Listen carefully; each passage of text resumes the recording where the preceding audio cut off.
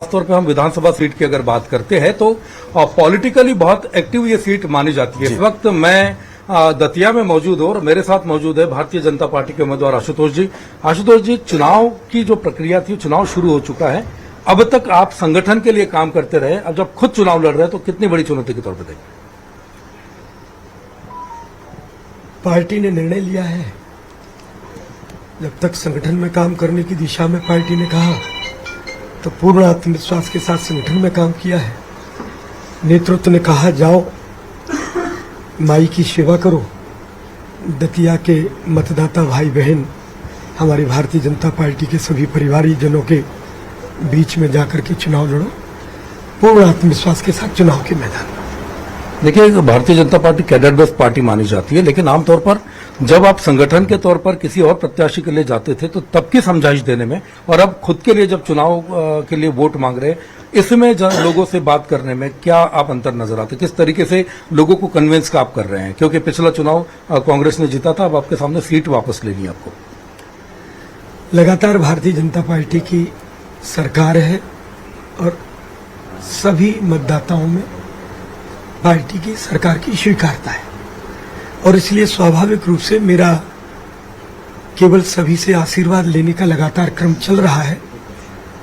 मैं सौभाग्यशाली हूं इस मामले में कि सबका अपार समर्थन, अपार आशीर्वाद मुझे मिल रहा है। प्रत्याशी के नाते भारतीय जनता पार्टी को मिल रहा है। प्रदेश में डॉक्टर मोहन यादव जी की सरकार है, डॉक्टर मोहन यादव जी को मिल रहा है, और माननीय मोदी जी के प्रति आम सभी मतदाताओं में बड़ी अपार श्रद्धा है। तो सबका आशीर्वाद भारतीय जनता पार्टी के साथ है। जब टिकट की घोषणा हुई थी तो कुछ लोगों के जो इमोशंस थे वो बह के निकले थे। उस समय बड़े मात्रा में जो लोग थे सड़कों पर भी थे। एक तरह से अपनी ही पार्टी में इसको आपने किस चुनौती के तौर पर इसको देखा? भारतीय जनता पार्टी लोकतांत्रिक मूल्यों पर आधारित राजनीतिक दल है, और अभिव्यक्ति की स्वतंत्रता ये सबके लिए है। तो पार्टी प्लेटफॉर्म पर हमारे अपने कार्यकर्ता, पदाधिकारी जो भावनात्मक रूप से जब काम करते हैं तो सब एक दूसरे से जुड़े ही होते हैं।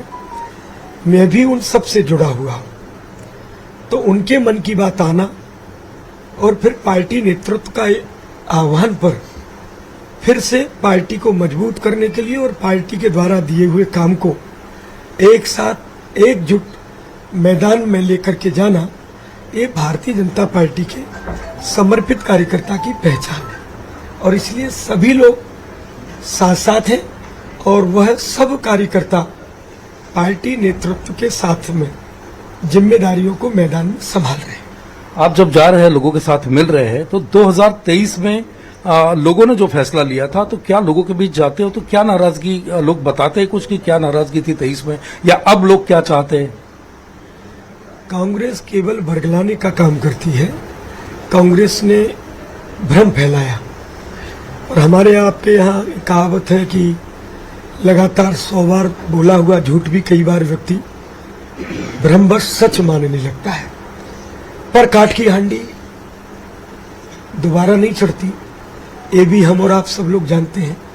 तो दतिया का मतदाता बड़ा जागरूक है, बड़ा समझदार है, भावनात्मक लगाव रखता है, और दतिया का मतदाता भारतीय जनता पार्टी की सरकार के साथ है। विकास के एजेंडे पर मतदाता दतिया को आगे बढ़ाना चाहता है।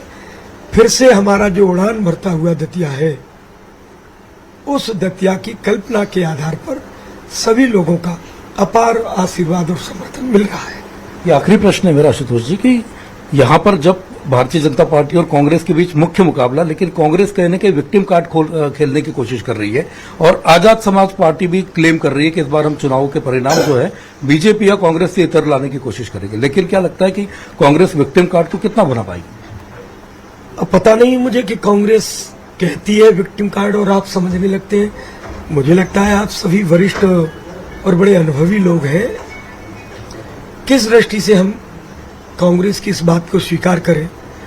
2008 में घनश्याम सिंह जी तीसरे नंबर पर आए, और तीसरे नंबर पर आने के बाद वो दतिया से इस प्रकार से गायब हुए कि उन्होंने सेवड़ा में जाकर के चुनाव लड़ा, पर सेवड़ा में भी लगातार वो 2 बार चुनाव हारे।